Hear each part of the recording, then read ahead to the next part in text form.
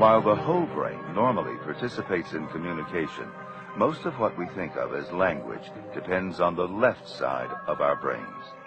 The area for language on the left side is more densely wired and even structured differently than the same area on the right.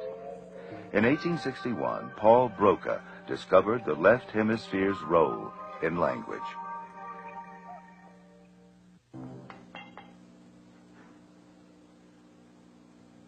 This brain changed the course of neuroscience. It belonged to a stroke patient nicknamed Temps. He was given that name because Temps was all he could say. After Temps died, Paul Broca examined his brain. Because Temps could not speak, Broca concluded the damaged part of the left hemisphere was responsible for language. It's now called Broca's area. Temps' brain was recently rediscovered in a Paris museum. Scientists x-rayed it with a CAT scan.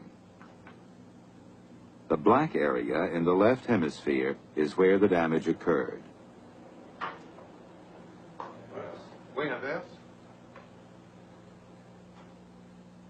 We now know that Broca was largely right.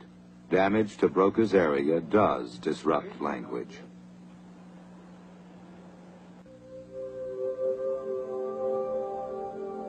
In 1874, the German scientist Karl Wernicke identified a third language area in the left hemisphere.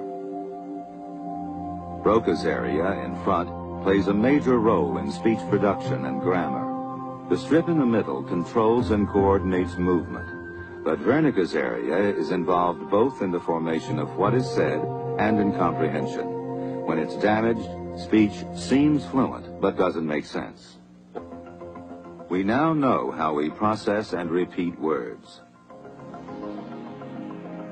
First, sound travels as nerve impulses to Wernicke's area, where it's analyzed, to Broca's area, where sounds are assembled into sequences, and finally to the motor cortex, which directs movement and sends signals to the speech muscles.